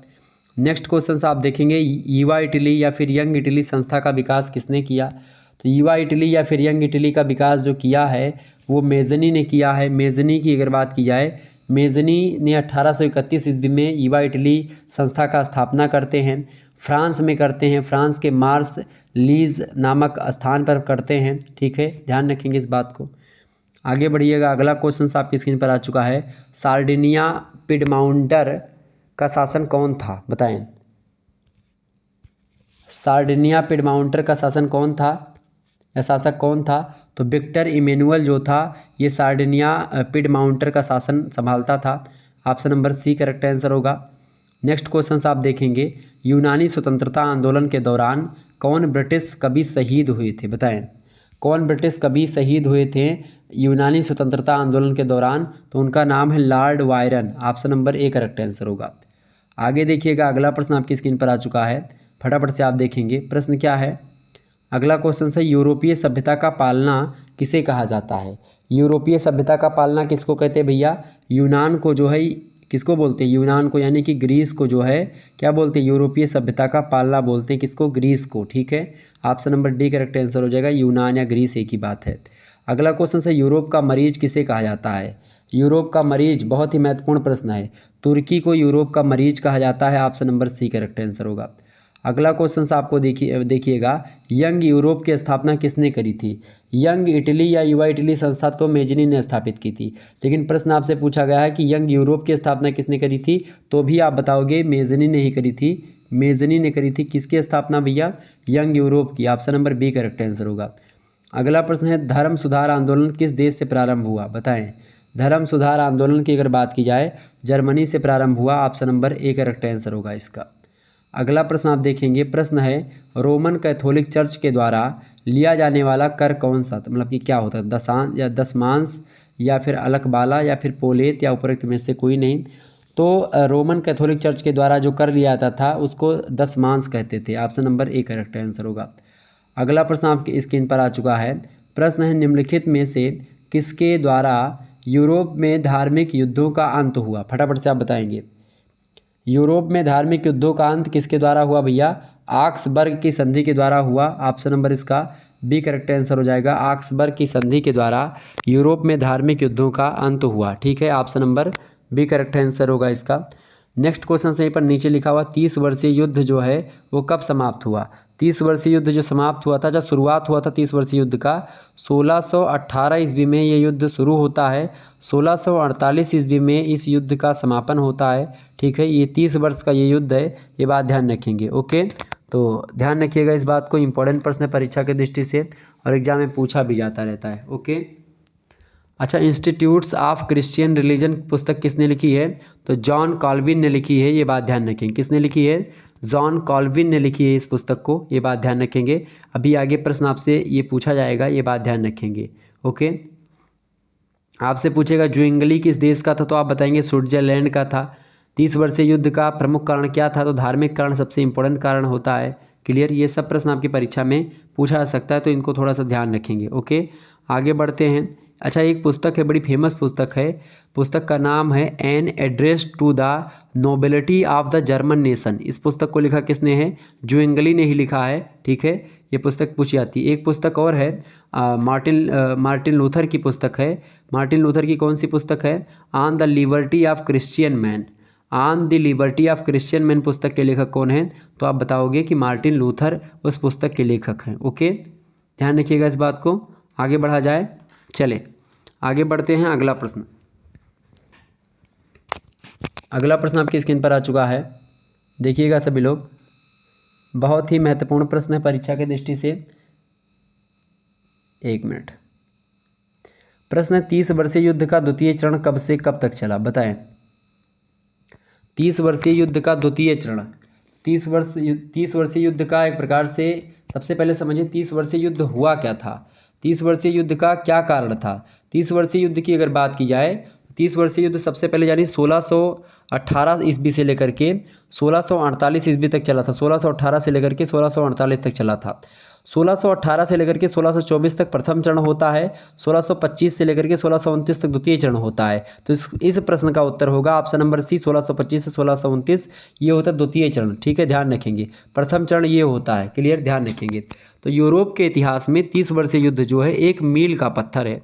जहाँ से मध्यकाल के समस्त अवशेष समाप्त हो जाते हैं और आधुनिक काल की वास्तविक यात्रा आरंभ होती है। खास करके सन 1618 ईस्वी के आरंभ होने वाला यह युद्ध एक युद्ध ना होकर के अनेक युद्धों की श्रृंखला के समान है। इसके बीच में कई युद्ध होते हैं, जिसमें युद्ध तो जर्मनी की भूमि पर लड़ा गया, किंतु युद्ध में भाग लेने वाले योद्धा अधिकांशतः गैर जर्मनी के थे। एक प्रकार से 30 वर्षीय युद्ध जो है पहला अखिल यूरोपीय युद्ध कहा जा सकता है, जिसमें यूरोप के सभी देशों ने भाग लिया था। जर्मन भूमि पर युद्ध लड़ा गया था, जर्मनी के इलाके में युद्ध लड़ा जाने वाला युद्ध था। इस युद्ध में जर्मनी के अलावा स्पेन, डेनमार्क, स्वीडन, हॉलैंड और फ्रांस की सेनाओं ने भाग लिया था। 30 वर्षीय युद्ध जो है खास करके यूरोप का सबसे भीषण और अंतिम धार्मिक युद्ध आप मान सकते हो। और इस युद्ध की अन्य विशेषता यह थी कि यह युद्ध धार्मिक कारणों से आरंभ होता है, धर्म के वजह से ये युद्ध शुरू होता है, ठीक है। और जिसमें एक ओर कैथोलिक देश थे, दूसरी ओर प्रोटेस्टेंट लोग थे। कैथोलिक धर्म जो है पुराना है, प्रोटेस्टेंट नया धर्म है जो मार्टिन लूथर के द्वारा बताया गया है। दोनों के विचारों के जो लोग हैं, जो मानने वाले, वो आपस में लड़ते हैं। इसी युद्ध को 30 वर्षीय युद्ध कहा जाता था। लेकिन युद्ध के अंतिम चरण में धार्मिक कारण पृष्ठभूमि में चले जाते हैं और राजनीतिक दृष्टिकोण महत्वपूर्ण हो जाते हैं। और इसका यह कारण था कि कैथोलिक देश फ्रांस में कैथोलिक राज्यों का पक्ष न लेकर के जर्मनी के प्रोटेस्टेंट राज्यों का समर्थन करते नजर आ रहे थे और युद्ध में खास करके हस्तक्षेप भी किया। फ्रांस का प्रधानमंत्री था रिस्कू हैब्सबर्ग। वो राजवंश की शक्ति को ईबेल करके यूरोप में फ्रांस के बूरबा राजवंश की सर्वोच्चता स्थापित करना चाहता था। कुल मिलाकर के धर्म सुधार आंदोलन के कारण जर्मनी दो धार्मिक गुटों में बंट चुका था, एक कैथोलिक और एक प्रोटेस्टेंट, ठीक है। सन 1555 ईस्वी की बात है। ऑक्सबर्ग की संधि के द्वारा जर्मनी में रोमन कैथोलिक और लूथरवादियों के मध्य में संघर्ष समाप्त हो जाता है। लेकिन इस संधि के बाद जर्मनी में वास्तविक और अस्थायी धार्मिक समझौता संभव नहीं हो सका था और यही कारण था कि जर्मनी में ये चीज़ें होती रही। हालांकि कई भागों में इसको बांट सकते हैं 30 वर्षीय, इसके कई कारण होते हैं। एक तो धार्मिक कारण था, एक राजनीतिक कारण भी था, तात्कालिक कारण भी था, ठीक है, और भी कई सारे कारण थे इसके। खास करके जो है 30 वर्षीय युद्ध का एक कारण तो ये था कि ऑक्सबर्ग की संधि जो हुई थी उससे बोहेमिया की जनता में असंतोष उत्पन्न हो गया था और इसके कारण से युद्ध हुआ। दूसरा कारण आप लिख सकते हो कि कैथोलिकों तथा प्रोटेस्टेंट धर्मों के बीच में मनमुटाव था। कैथोलिकों और प्रोटेस्टेंट पर अत्याचार की, मतलब कैथोलिकों ने क्या किया, प्रोटेस्टेंट धर्म पर अत्याचार किए थे और उसका बदला लेना चाहते थे प्रोटेस्टेंट वाले, ठीक है। प्रोटेस्टेंट में पारस्परिक फूट पड़ जाती है, ये भी कारण होता है। कैथोलिक धर्म में आंतरिक सुधार प्रारंभ हो जाते हैं। धार्मिक न्यायालयों के द्वारा प्रोटेस्टेंट को कड़ा दंड दिया जाता है। कैथोलिक धर्म का प्रचार और विकास होता है। और इसके अलावा सम्राट फर्डिनेंड द्वितीय जो है जर्मनी पर अपना आर्थिक प्रभुत्व स्थापित करना चाहता था। तो ये सब कई कारण थे जिसके कारण से क्या हुआ, 30 वर्षीय युद्ध हुआ। और 30 वर्षीय युद्ध जो है ना केवल जर्मनी इसमें मुख्य रूप से भागी था, बल्कि और भी देश शामिल थे, जो कि कुल मिलाकर के यूरोप का संयुक्त युद्ध आप बोल सकते हो, ठीक है, धार्मिक युद्ध बोल सकते हो इसको, ठीक है। तो इसका प्रथम चरण जो था वो था एक प्रकार से 1618 से 1624 के बीच का, ठीक है। इसको बोहेमियन या फिर पेलेटिनेट काल बोलते हैं, 1618 से लेकर के 1624 को यूरोप के इतिहास में। इसके अलावा 1625 से 1629 का जो समय है खास करके इसको बोलते हैं डेनिस काल, ठीक है। तो ऑप्शन नंबर इसका करेक्ट आंसर क्या हो जाएगा, 30 वर्षीय युद्ध का द्वितीय चरण कब से कब तक चला, तो आप बताओगे 26, मतलब किसी ऑप्शन 1625 से 1629 तक। नेक्स्ट क्वेश्चन आप देखेंगे 30 वर्षीय युद्ध का काल क्या है, मतलब 1618 से 1648, option number A correct answer होगा। अगला प्रश्न है मार्टिन लूथर की पत्नी का क्या नाम था, एलिजाबेथ, मारिया या फिर अंतोइनेट या फिर कैथरीन वान बोरा। तो करेक्ट आंसर क्या हो जाएगा, कैथरीन वान बोरा जो है उनके साथ 1524 ईस्वी में विवाह हुआ था मार्टिन लूथर का। ऑप्शन नंबर डी लगा देंगे, कैथरीन वान बोरा ही इनकी पत्नी थी। नेक्स्ट क्वेश्चन आप देखेंगे, अगला प्रश्न आपकी स्क्रीन पर आ चुका है, फटाफट से आप देखेंगे। प्रश्न क्या है भाई, प्रश्न है लियो 10 किस वर्ष पोप बना था, बताएं फटाफट से बताइए। लियो 10 किस वर्ष पोप बना था भैया, तो लियो 10 जो था वो बना था 1513 ईस्वी में pope. Option number D correct answer होगा इसका। अगला क्वेश्चन आप देखेंगे, प्रश्न है इंस्टीट्यूट्स ऑफ क्रिश्चियन रिलीजन, इस पुस्तक को किसने लिखा है, इस पुस्तक के लेखक कौन है भाई, जॉन कैल्विन है। Option number D correct answer होगा, मोस्ट इंपॉर्टेंट प्रश्न है। अगला क्वेश्चन आप देखेंगे, रोमन कैथोलिक चर्च के संस्थापक कौन थे, रोमन कैथोलिक चर्च के संस्थापक थे सेंट पीटर। ऑप्शन नंबर इसका बी करेक्ट आंसर होगा। नेक्स्ट क्वेश्चन आप देखेंगे, रोमन कैथोलिक चर्च के द्वारा लिया जाने वाला कर क्या कहलाता था? टाइथ, चौथ या पोलेथ या उपरोक्त में से कोई नहीं। तो रोमन कैथोलिक चर्च के द्वारा जो कर असूला जाता था उसको टाइथ बोलते थे। ऑप्शन नंबर इसका ए करेक्ट आंसर होगा। अगला प्रश्न आपकी स्क्रीन पर आ चुका है। 1555 ईस्वी में आक्सबर्ग की संधि पर हस्ताक्षर किसके द्वारा किया गया था? प्रिंस फर्डिनेंड प्रथम, प्रिंस हेनरी पंचम, प्रिंस चार्ल्स प्रथम, प्रिंस लुई द्वितीय। बताएं करेक्ट आंसर इसका क्या हो जाएगा, फटाफट से आप बताएंगे। प्रश्न है 1555 ईस्वी में आक्सबर्ग की संधि पर हस्ताक्षर किसके द्वारा किया गया था? तो प्रिंस फर्डिनेंड प्रथम के द्वारा किया गया था। ऑप्शन नंबर इसका ए करेक्ट आंसर होगा। नेक्स्ट क्वेश्चन आप देखेंगे। प्रश्न है इनमें से कौन फ्रांस में धर्म सुधार आंदोलन का जन्मदाता कहा जाता है? बताएं जैक्विस जो है लफ्रेबे, फ्रांसिस प्रथम, दिदरो या फिर मेत्ज। करेक्ट आंसर क्या हो जाएगा बताइए। फ्रांस में धर्म सुधार आंदोलन का जन्मदाता किसको मानते हैं? जैक्विस लफ्रेबे। ऑप्शन नंबर इसका ए करेक्ट आंसर होगा। नेक्स्ट क्वेश्चन है प्रोटेस्टेंट विद्रोह का महत्वपूर्ण परिणाम क्या था? इसका महत्वपूर्ण परिणाम यह था कि इससे क्या हुआ कि रोमन कैथोलिक चर्च में सुधार के लिए प्रेरित किया गया और रोमन कैथोलिक चर्च जो है उसमें सुधार होना प्रारंभ हो गए। ऑप्शन नंबर इसका बी करेक्ट आंसर होगा। आगे बढ़िए। अगला प्रश्न 30 वर्षीय युद्ध का प्रारंभ कहाँ हुआ था? तो इस युद्ध का जो प्रारंभ हुआ था, किस युद्ध का भैया? कि 30 वर्षीय युद्ध का जो धार्मिक युद्ध है इसका प्रारंभ हुआ था बोहेमिया में। कहाँ प्रारंभ हुआ था? बोहेमिया में। और इसका अंत कहाँ पर हुआ था? वेस्टफेलिया में इस युद्ध का अंत हुआ था, ये बात ध्यान रखेंगे। ओके सॉरी, वेस्टफेलिया की संधि के द्वारा इसका अंत हुआ था। 30 वर्षीय युद्ध का समापन हुआ था 1648 ईस्वी में। क्लियर, ध्यान रखेंगे इस बात को। आगे देखिएगा अगला प्रश्न है यूरोप में 1517 ईस्वी से लेकर के 1648 तक का काल जो है किस काल के नाम से जानते हैं उसको? कैथोलिक काल, पुनर्जागरण काल, प्रबुद्धता का काल या धार्मिक आंदोलन का युग। करेक्ट आंसर क्या होगा बताइएगा सभी लोग।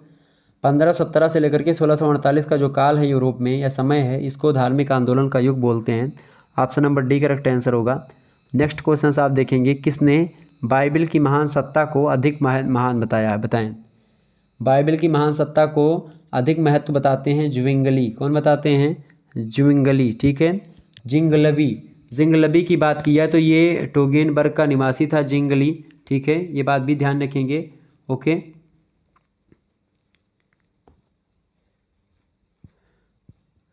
आगे बढ़ा जाए। अच्छा, 30 वर्षीय युद्ध का तत्कालिक कारण क्या था भाई? तत्कालिक कारण था बोहेमिया का विद्रोह और वही कारण से 30 वर्षीय युद्ध हुआ था। क्लियर। आगे देखिएगा अगला प्रश्न है प्रोटेस्टेंट आंदोलन किसके द्वारा किया गया था? तो प्रोटेस्टेंट आंदोलन जो है मार्टिन लूथर के द्वारा किया गया था। Option number B correct answer होगा इसका। अगला प्रश्न है जिंगलबी संबंधित था, बताएं कैथोलिक चर्च से, रिफॉर्म्ड चर्च से, प्रोटेस्टेंट चर्च से या फिर जो है एंग्लिकन चर्च से?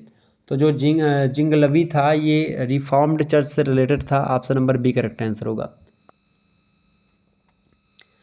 आगे बढ़िए। अगला क्वेश्चन आपकी स्क्रीन पर आ चुका, फटाफट से आप देखने का प्रयास करेंगे। वीडियो को लाइक और शेयर करते रहिएगा ताकि टाइम टू टाइम आपको नोटिफिकेशन मिलता रहे और आप आसानी से लगातार पढ़ते रहें। प्रश्न है 1694 ईस्वी में बैंक ऑफ इंग्लैंड किसने स्थापित किया? फटाफट से आप बताएंगे। 1694 ईस्वी में बैंक ऑफ इंग्लैंड की स्थापना किसने करी थी? विलियम पैटरसन ने करी थी। Option number A correct answer होगा। सॉरी। अगला क्वेश्चन आप देखेंगे किस अधिकार पत्र के द्वारा इंग्लैंड में संसदीय प्रभुसत्ता स्वीकार की गई? बताएं किस अधिकार पत्र के द्वारा इंग्लैंड में संसदीय संप्रभुता स्वीकार की गई थी? तो मैग्ना कार्टा के द्वारा स्वीकार की गई थी। ऑप्शन नंबर इसका डी करेक्ट आंसर होगा। नेक्स्ट क्वेश्चन से गुलाबों का युद्ध कब लड़ा गया था? गुलाबों का युद्ध जो लड़ा गया था कब भाई? इंग्लैंड में लड़ा गया था। ये बात ध्यान रखें कहाँ पर? इंग्लैंड में लड़ा गया था। लेकिन कब लड़ा गया था? तो 1455 से लेकर के 1485 ईस्वी तक लड़ा गया था। ब्रिटेन के दो राजवंश आपस में लड़ रहे थे। एक राजवंश था यार्क और दूसरा था लैंकेस्टर। ठीक है, दोनों के बीच में युद्ध हो रहा था। क्लियर। आगे देखेंगे अगला प्रश्न है कार्डिनल वुल्जे को इंग्लैंड का प्रधानमंत्री कब नियुक्त किया गया था? तो कार्डिनल वुल्जे जो हैं 1515 ईस्वी में इंग्लैंड के प्रधानमंत्री बनते हैं। Option number D correct answer होगा। नेक्स्ट क्वेश्चन आप देखेंगे इंग्लैंड द्वारा ग्रिगोरियन कैलेंडर को किस वर्ष स्वीकार किया गया था? तो ग्रिगोरियन कैलेंडर को 1752 ईस्वी में स्वीकार किया गया था। Option number D correct answer होगा। नेक्स्ट क्वेश्चन है सेटलमेंट एक्ट कब लागू हुआ? सेटलमेंट एक्ट जो लागू हुआ था 1701 में लागू हुआ था। Option number C correct answer होगा। नेक्स्ट क्वेश्चन है ग्रेट ब्रिटेन की संसद अस्तित्व में कब आई? ग्रेट ब्रिटेन की संसद अस्तित्व में 1707 ईस्वी में आती है। Option number C correct answer होगा।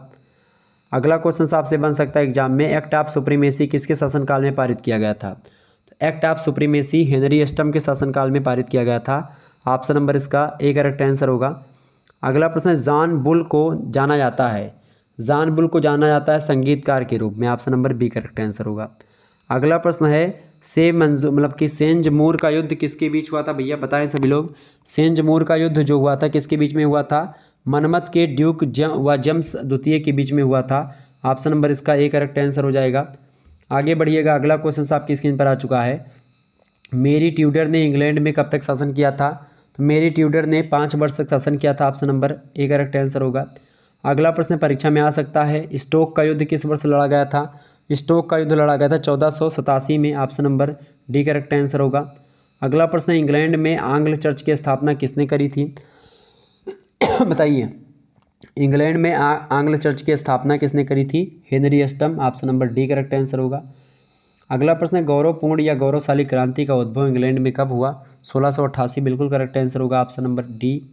नेक्स्ट क्वेश्चन से, वास्को डिगामा कालीकट कब पहुंचा? 1498, डी ऑप्शन करेक्ट आंसर हो जाएगा। आगे बढ़िए, अगला प्रश्न आपकी स्क्रीन पर आ चुका है, फटाफट से आप देखेंगे, इंपॉर्टेंट प्रश्न है।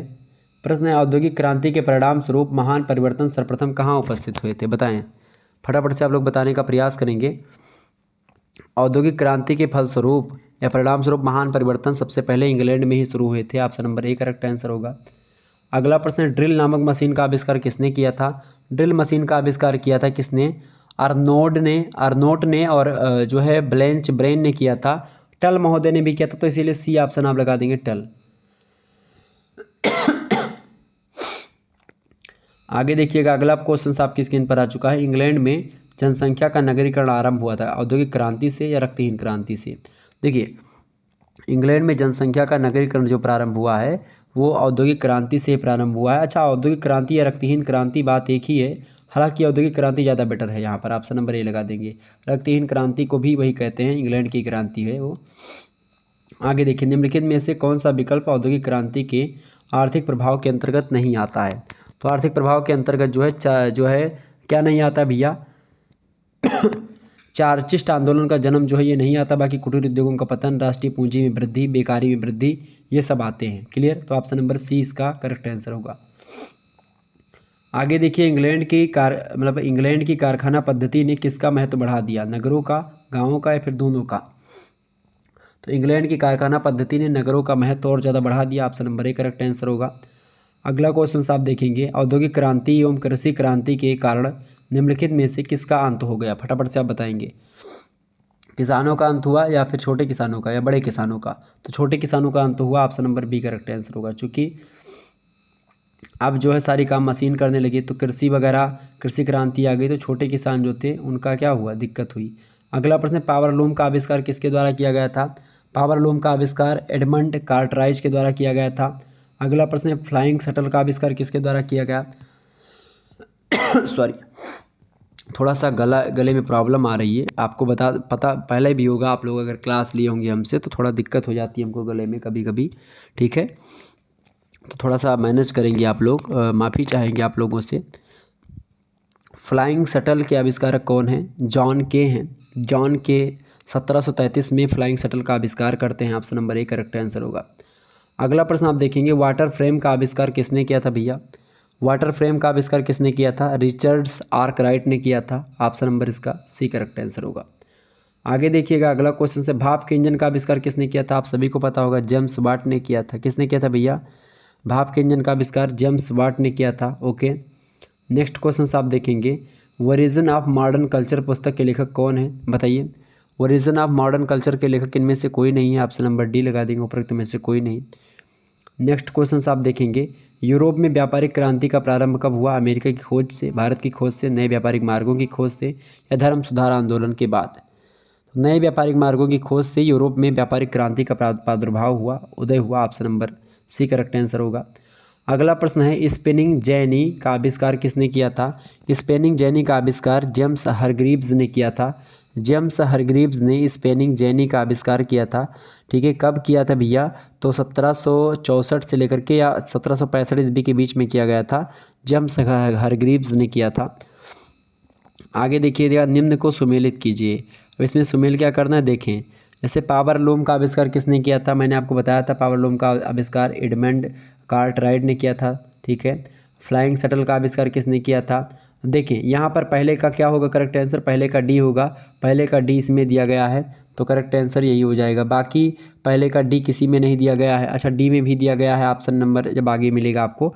हालांकि यहाँ पर देखिए पहले का डी और आपका जो फ्लाइंग शटल का आविष्कार आप सभी को पता ही होगा, मैंने आपको बताया था फ्लाइंग शटल का आविष्कार जॉन के ने दिया है, अभी मैंने शुरुआत में बताया था। इसके अलावा आपको और कौन सा बच रहा है? एक काउंटर ब्लास्ट का आविष्कार किसने किया था? काउंटर ब्लास्ट का आविष्कार जेम्स प्रथम ने किया था। डिफेंडर ऑफ डेथ का आविष्कार हेनरी पंचम ने किया था। ठीक है, हेनरी जो है अष्टम ने किया था। ऑप्शन नंबर इसका करेक्ट आंसर क्या हो जाएगा? A option. पहले का डी, दूसरे का ए, तीसरे का बी और चौथे का सी। ठीक है, आगे देखिए। अगला प्रश्न आपकी स्क्रीन पर आ चुका है, फटाफट से देखेंगे, बहुत महत्वपूर्ण प्रश्न है। बास्तील के दुर्ग पर आक्रमण किया था, बताएं। बास्तील के दुर्ग पर आक्रमण किया गया, कब किया गया था बास्तील के दुर्ग पर आक्रमण?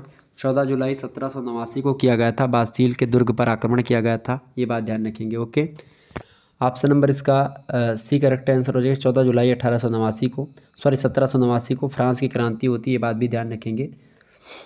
अच्छा, फ्रांस की क्रांति 14 जुलाई को मनाई भी जाती है, क्लियर, ध्यान रखेंगे। मतलब राष्ट्रीय दिवस मनाया जाता है फ्रांस में। अगला प्रश्न, यह किस लेखक का कथन है कि राष्ट्रीय राज्य का निर्माण योजना से कम और इत्तेफाक से ज़्यादा हुआ है? बताएं। राष्ट्रीय राज्य का निर्माण योजना से कम और इत्तेफाक से ज़्यादा हुआ है, यह कथन किसका है? यह कथन है CJH हेज का। ठीक है, ऑप्शन नंबर इसका ए करेक्ट आंसर होगा। नेक्स्ट क्वेश्चन आप देखेंगे, निम्नलिखित में से किसे गौरवपूर्ण क्रांति का पथ प्रदर्शक माना जाता है? तो गौरवपूर्ण क्रांति का पथ प्रदर्शक माना जाता है जे रूसो को। ऑप्शन नंबर इसका सी करेक्ट आंसर होगा। अगला क्वेश्चन आप देखेंगे, निम्नलिखित में से कौन सा ग्रंथ रूसो का है? इनमें से तो रूसो का ग्रंथ कौन सा? सोशल कॉन्ट्रैक्ट जो पुस्तक है रूसो की है, जे रूसो की, Jean Jacques Rousseau. Option number C correct answer होगा। अगला प्रश्न है, विश्व कोश किसकी रचना है भैया? विश्व कोश किसकी रचना है? दिदरो की रचना है। Option number A correct answer होगा। अगला प्रश्न है, प्रसिद्ध पुस्तक सोशल कॉन्ट्रैक्ट किसके द्वारा लिखी गई? तो रूसो के द्वारा लिखी गई। Option number C correct answer होगा। अगला प्रश्न है, फ्रांस का राष्ट्रीय दिवस कब मनाया जाता है? मैंने आपको बताया था 14 जुलाई को मनाया जाता है। ठीक है, क्योंकि 14 जुलाई 1789 को ही बास्तिल के दुर्ग पर आक्रमण किया गया था। Option number A correct answer होगा। अगला प्रश्न है, डिवाइन कॉमेडी के लेखक कौन है? डिवाइन कॉमेडी के लेखक कौन है? दांते हैं। Option number B correct answer होगा। अगला प्रश्न आपकी स्क्रीन पर आ चुका है, शक्ति का पृथक्करण का सिद्धांत या विचार किसने दिया? शक्ति का पृथक्करण का सिद्धांत या विचार दिया था मॉन्टेस्क्यू ने। Option number C correct answer होगा। बहुत ही महत्वपूर्ण प्रश्न है, परीक्षा में यही प्रश्न आने वाले हैं, ध्यान रखेंगे, एकदम से रट लीजिएगा इन प्रश्नों को। वीडियो को 3 से 4 बार देख लीजिएगा, यही एक वीडियो आपका काम बेड़ा पार लगा देगा ऑब्जेक्टिव वालों, ये बात ध्यान रखेंगे। अगला प्रश्न है, मनुष्य स्वतंत्र पैदा होता है किंतु वह हर समय जंजीरों में जकड़ा होता है, यह कथन किसका है? तो यह कथन रूसो का ही है। ऑप्शन नंबर इसका ए करेक्ट आंसर होगा। अगला क्वेश्चन आप देखेंगे, जेसुइटों का इतिहास कैथोलिक प्रतिक्रिया का इतिहास है, ये कथन किसका है? तो जेसुइटों का जो इतिहास है ये कैथोलिक प्रतिक्रिया का इतिहास है, ऐसा कहा था वाल्टेयर महोदय ने। Option number D correct answer हो जाएगा। आगे देखिए, अगला प्रश्न, स्पिरिट ऑफ लाज पुस्तक के लेखक कौन है? स्पिरिट ऑफ लाज पुस्तक के लेखक हैं मॉन्टेस्क्यू। 1748 में प्रकाशन हुआ इस पुस्तक का, ध्यान रखेंगे। आगे बढ़िएगा, अगला प्रश्न है, 1789 ईस्वी के पूर्व स्टेट्स जनरल का अधिवेशन किस वर्ष में हुआ था? बताइए फटाफट से। 1789 के पूर्व स्टेट्स जनरल का अधिवेशन किस वर्ष हुआ था भैया? 1614 ईस्वी में। ऑप्शन नंबर इसका ए करेक्ट आंसर होगा। अगला क्वेश्चन आप देखेंगे, इमाइल का नामक उपन्यास किसने लिखा है? इमाइल या एमिल, इसको लिखा है किसने? रूसो ने। Option number A correct answer हो जाएगा। अगला प्रश्न है, फ्रांसीसी क्रांति का मसीहा किसे कहा जाता है? फ्रांसीसी क्रांति का मसीहा भी रूसो को ही कहा जाता है। Option number C A correct answer होगा। अगला प्रश्न, फ्रांस की प्राचीनतम संसद का क्या नाम है? फ्रांस की प्राचीन संसद का नाम है states general. Option number A correct answer होगा। आगे बढ़िए, अगला क्वेश्चन आपकी स्क्रीन पर आ चुका है। फटाफट से वीडियो को लाइक और शेयर करते रहिए ताकि टाइम टू टाइम आपको नोटिफिकेशन मिलता रहे और आप आसानी से पढ़ते रहें इसी प्रकार से, ठीक है। चलिए आगे देखते हैं अगला प्रश्न। अगला प्रश्न, महाद्वीपीय व्यवस्था का नेपोलियन ने किसके विरुद्ध लागू किया? फटाफट से आप बताएंगे। करेक्ट आंसर क्या हो जाएगा? महाद्वीपीय व्यवस्था को नेपोलियन ने किसके विरुद्ध लागू किया था भैया? बताइए सभी लोग, फटाफट से आप बताइएगा। इंपॉर्टेंट प्रश्न है, परीक्षा की दृष्टि से पूछा जा सकता है आपके एग्जाम में। प्रश्न क्या है भाई? प्रश्न है, महाद्वीपीय व्यवस्था को नेपोलियन ने किसके विरुद्ध लागू किया था? इंग्लैंड के विरुद्ध लागू किया था। Option number D correct answer होगा। अगला प्रश्न है, ट्राफाल्गर युद्ध कब हुआ था? तो ट्राफाल्गर युद्ध जो हुआ था 21 अक्टूबर 1805 को हुआ था। Option number A correct answer होगा इसका। आगे देखिएगा, अगला प्रश्न है, ट्राफाल्गर के जल युद्ध किसके किसके मध्य में हुआ था? मतलब कि जल युद्ध जो हुआ था वो किसके किसके बीच में हुआ था? फ्रांस और इंग्लैंड के बीच में ट्राफाल्गर का युद्ध हुआ था। Option number A correct answer होगा। नेक्स्ट क्वेश्चन आप देखेंगे, जो है आस्टरलिट्ज का युद्ध कब हुआ था? तो आस्टरलिट्ज का युद्ध हुआ था 20 अक्टूबर को 1805 ईस्वी में। ऑप्शन नंबर इसका ए करेक्ट आंसर होगा। अगला क्वेश्चन आप देखेंगे, प्रेसबर्ग की संधि कब हुई थी? प्रेसबर्ग की संधि कब हुई थी भाई? 26 दिसंबर 1805 को हुई थी प्रेसबर्ग की संधि। ऑप्शन नंबर इसका ए करेक्ट आंसर होगा। अगला क्वेश्चन आपकी स्क्रीन पर आ चुका है, 26 दिसंबर 1805 ईस्वी को प्रेसबर्ग की संधि किसके बीच हुई थी? बताएं। 26 दिसंबर 1805 ईस्वी को प्रेसबर्ग की संधि किसके बीच हुई थी? ऑस्ट्रिया व फ्रांस के बीच हुई थी। Option number A correct answer हो जाएगा। इंपॉर्टेंट प्रश्न है परीक्षा की दृष्टि से। अगला प्रश्न है, फ्रीडलैंड का युद्ध कब हुआ था? फ्रीडलैंड का युद्ध जो हुआ था 14 जून 1807 को हुआ था, ये बात ध्यान रखेंगे। अच्छा, ये लेक्चर जो है 4th सेमेस्टर के छात्र छात्राओं के लिए भी बहुत बहुत महत्वपूर्ण होगा और 5th सेमेस्टर के छात्र छात्राओं के लिए भी, ठीक है। तो दोनों की छात्र छात्राएं अगर देख लेंगे तो कोई दिक्कत की बात नहीं होगी, इम्पोर्टेंट है। अगला क्वेश्चन आप देखिएगा, प्रश्न है, टिलसिट की संधि कब हुई थी भाई? टिलसिट की संधि हुई थी 1807 को जुलाई महीने में। ऑप्शन नंबर इसका ए करेक्ट आंसर होगा। अगला क्वेश्चन आपकी स्क्रीन पर आ चुका है, बोरोडिनो की युद्ध कब हुआ था? बताएं। बोरोडिनो का युद्ध जो हुआ था 1812 ईस्वी में हुआ था। Option number A correct answer होगा इसका। नेक्स्ट क्वेश्चन आपकी स्क्रीन पर आ चुका है, मास्को पर आक्रमण नेपोलियन की ट्रेजेडी का सूत्रपात था। यह कथन किससे संबंधित है? यह कथन कैटलबी से रिलेटेड है। ऑप्शन नंबर इसका ए करेक्ट आंसर होगा। आगे देखिए, अगला प्रश्न, रूस और प्रसा के मध्य संधि कब हुई थी? रूस और प्रसा के बीच में जो संधि हुई थी भैया वो कब हुई थी? 1813 ईस्वी में हुई थी। ऑप्शन नंबर इसका ए करेक्ट आंसर होगा। अगला प्रश्न है, जो है ड्रेसडन की का युद्ध जो लड़ा गया था वो कब लड़ा गया था? 1813 में ही लड़ा गया था। Option number A correct answer होगा। अगला प्रश्न आपकी स्क्रीन पर आ चुका है, नेपोलियन ने ड्रेसडेन के युद्ध में 1813 ईस्वी को किस देश को पराजित किया था? किस देश को पराजित किया था भैया? नेपोलियन ने ड्रेसडेन के युद्ध में 1813 ईस्वी में वो ऑस्ट्रिया देश को पराजित किया था। ऑप्शन नंबर इसका सी करेक्ट आंसर होगा। अगला प्रश्न, मित्र राष्ट्रों ने फ्रांस के विरुद्ध युद्ध की घोषणा कब करी थी? तो मित्र राष्ट्रों ने फ्रांस के विरुद्ध जो है युद्ध की घोषणा करी थी 1814 में। Option number A correct answer होगा। अगला प्रश्न है, ग्रेट ब्रिटेन, ऑस्ट्रिया और प्रसा के बीच सोमेंट की संधि कब हुई थी? तो सोमेंट की जो संधि हुई थी 1814 ईस्वी में हुई थी। Option number A correct answer होगा। आगे देखिएगा, अगला प्रश्न आपकी स्क्रीन पर आ चुका है, फोंटेनब्लेau की संधि कब हुई थी? फोंटेनब्लेau की संधि हुई थी 31 मार्च 1814 ईस्वी में। Option number A correct answer होगा। आगे देखिएगा, अगला प्रश्न है, वाटरलू का युद्ध कब हुआ था? वाटरलू का युद्ध हुआ था 18 जून 1815 को। कब हुआ था? 18 जून 1815। ऑप्शन नंबर इसका ए करेक्ट आंसर होगा। ओके, चलिए। अच्छा, मैं ही क्रांति हूँ, मैंने क्रांतिकांत किया, कथन किसका है? ये कथन किसका है? नेपोलियन का है, ये बात भी ध्यान रखेंगे। आगे बढ़िएगा, अगला क्वेश्चन आपकी स्क्रीन पर आ चुका है, फटाफट से आप लोग देखने का प्रयास करेंगे। बहुत ही महत्वपूर्ण प्रश्न है, एग्जाम पॉइंट ऑफ व्यू से बहुत ही महत्वपूर्ण है, ठीक है। चलिए, एक बार सभी लोग वीडियो को लाइक और शेयर करते रहेगा ताकि टाइम टू टाइम आपको नोटिफिकेशन मिलता रहे और आप आसानी से पढ़ते रहें। प्रश्न है, दांते का काल है यानी दांते का समय कितना है, किससे मतलब कितना है, किससे कितना समय तक है? दांते का समय काल क्या है भाई? बताएं सभी लोग, फटाफट से आप बताने का प्रयास करेंगे। दांते का समय काल कितना है भैया? दांते का समय काल कितना है? फटाफट से आप बताएंगे। दांते का समय काल कितना है? 1265 से लेकर के 1321। बिल्कुल करेक्ट आंसर होगा। मई या जून महीने में दांते पैदा हुए थे 1265 ईस्वी में और मृत्यु हुई थी 14 सितंबर को। ऑप्शन नंबर इसका 1321 में। ऑप्शन नंबर इसका सी करेक्ट आंसर हो जाएगा। आगे देखिएगा, अगला प्रश्न है, एमिल किसके द्वारा लिखी गई पुस्तक है? बताएं भाई, ईमेल पुस्तक के लेखक कौन है? बिल्कुल रूसो हैं ईमेल पुस्तक के लेखक, बी ऑप्शन करेक्ट आंसर होगा। अगला क्वेश्चन आप देखेंगे, फ्रांस में स्टेटस जनरल की अंतिम बैठक कब हुई थी? तो स्टेटस जनरल की अंतिम जो बैठक हुई थी फ्रांस में, वो कब हुई थी? वो 1614 में हुई थी। Option number D correct answer होगा। आगे देखिए, अगला प्रश्न है, किसने कहा है कि निर्धनता कभी भी व्यक्ति को प्रसन्न नहीं रख सकती? किसने कहा है कथन? बताइए सभी लोग, बताइए किसने कहा कि निर्धनता कभी भी व्यक्ति को प्रसन्न नहीं रख सकती? प्रसन्न नहीं रख सकती, ये कहा था दिदरो ने। ऑप्शन नंबर इसका डी करेक्ट आंसर होगा। आगे देखिएगा, अगला क्वेश्चन आपकी स्क्रीन पर आ चुका है।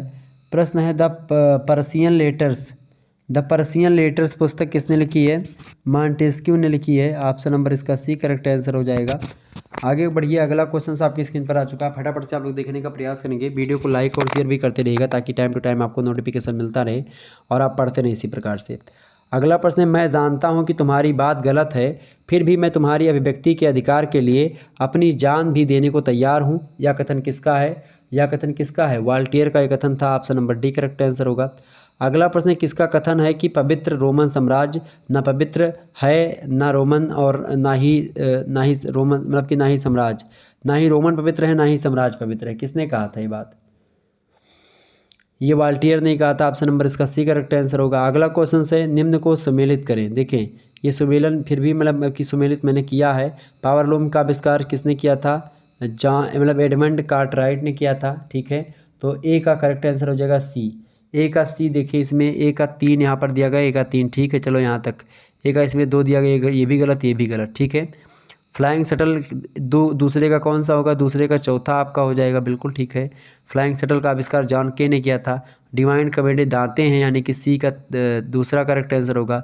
ठीक है, सी का यहाँ पर पहला है, तो यहाँ पर सी का पहला है, इसीलिए ये भी गलत हो गया। यानी करेक्ट आंसर क्या हो जाएगा? उपरोक्त में से कोई नहीं। अब करेक्ट आंसर क्या होगा? ए का तीसरा, बी का चौथा, ठीक है, और आपका सी का हो जाएगा तीसरा और डी का हो जाएगा पहला। ठीक है, ध्यान रखेंगे इस बात को। क्लियर? आगे देखिएगा, अगला प्रश्न आपकी स्क्रीन पर आ चुका है। 1789 ईस्वी का स्टेटस जनरल का अधिवेशन कहाँ पर हुआ था? बताइए, 1789 का स्टेटस जनरल का अधिवेशन वर्साय फ्रांस में हुआ था। ऑप्शन नंबर इसका ए करेक्ट आंसर होगा। अगला क्वेश्चन आप देखेंगे, क्रांति के पूर्व समग्र रूप से फ्रांस की स्थिति को किस रूप में जाना जाता है? बताएं। पुरातन संस्कृति। ऑप्शन नंबर इसका ए करेक्ट आंसर होगा। अगला प्रश्न, स्वतंत्रता, समानता और बंधुत्व का नारा किसने दिया? रूसो ने दिया, फ्रांस की क्रांति में। अगला प्रश्न, निम्नलिखित में से कौन लुई 14वें का युग का लेखक था? लुई 14वें के युग का लेखक कौन था? वाल्टेयर जो है, ये लुई 14वें के युग का लेखक है। Option number C correct answer होगा। अगला प्रश्न है, डी मोनार्किया का लेखक कौन है? डी मोनार्किया के लेखक है Dante. Option number B correct answer होगा। क्रांति का पैगंबर किसको कहते हैं? क्रांति का पैगंबर रूसो को कहा जाता है। Option number C correct answer होगा। ये सब प्रश्न आपकी परीक्षा के दृष्टि से बहुत महत्वपूर्ण थे, ये बात ध्यान रखेंगे। इन प्रश्नों को आप लोग सभी लोग नोट डाउन कर लीजिएगा, ये प्रश्न आपकी परीक्षा में आने वाले हैं, ये बात ध्यान रखेंगे। चलिए आगे देखते हैं, अगला प्रश्न आपकी स्क्रीन पर आ चुका है। प्रश्न, इंग्लैंड के हेनरी अष्टम का तीसरा विवाह किसके साथ हुआ था? बताएं, तीसरा विवाह इनका किसके साथ हुआ था भैया? हेनरी अष्टम का। तो हेनरी अष्टम का जो तीसरा विवाह हुआ था वो किसके साथ हुआ था? वो हुआ था जो है जेन सेमूर के द्वारा। जेन सेमूर के द्वारा इनका तीसरा विवाह हुआ था। ऑप्शन नंबर इसका ए करेक्ट आंसर होगा। आगे देखिएगा, अगला प्रश्न, इंग्लैंड में तृतीय संसद कब बुलाई गई थी?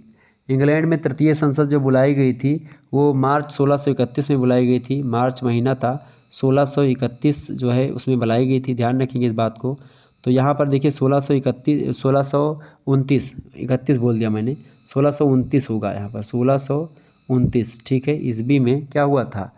मार्च महीने में तृतीय संसद बुलाई गई थी। चार्ल्स प्रथम उस समय थे, ठीक है, इंग्लैंड के शासक।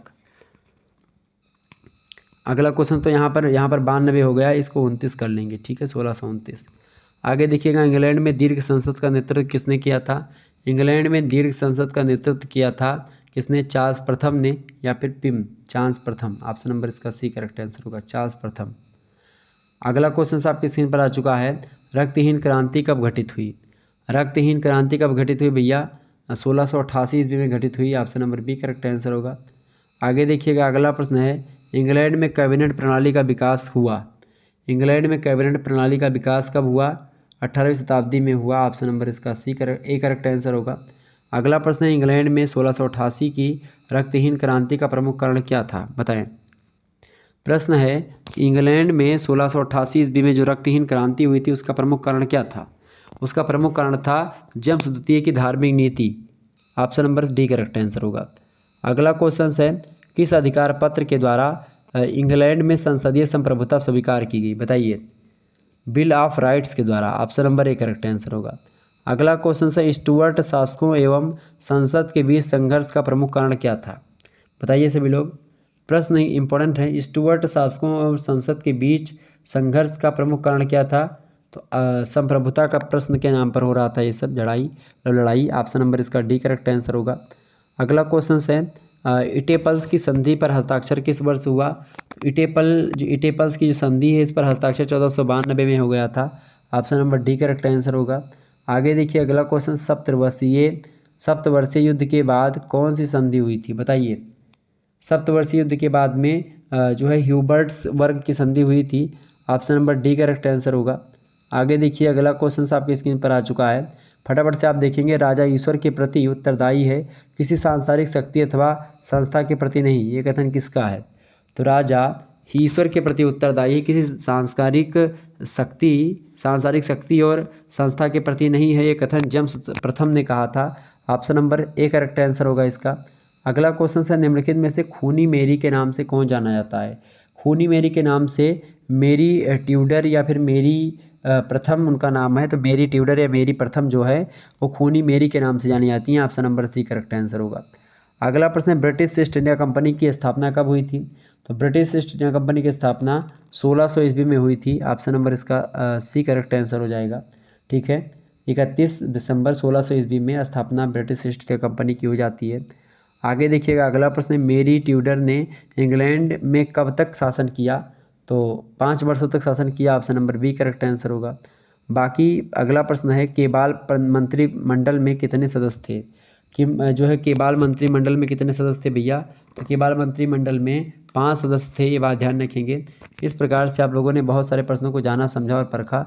इसी प्रकार से हिंदी से लेकर के और जियोग्राफी, शिक्षा शास्त्र, पॉलिटिकल साइंस तक सभी के एक प्रकार से मॉडल पेपर आपको मिल रहे हैं। इसी प्रकार से और भी मिलते रहेंगे। अगला जो वीडियो होगा उसका भी वीडियो जल्दी आएगा आपके समक्ष। चलिए फिर मिलते हैं हम नेक्स्ट वीडियो में, तब तक के लिए जय हिंद जय भारत। आप सभी का बहुत बहुत धन्यवाद। हमारे से जुड़ने के लिए इसी प्रकार से प्यार हमेशा बनाए रखिएगा। Good night all of you. बहुत बहुत धन्यवाद, बहुत बहुत धन्यवाद। वीडियो को लाइक और शेयर कर दीजिएगा। धन्यवाद।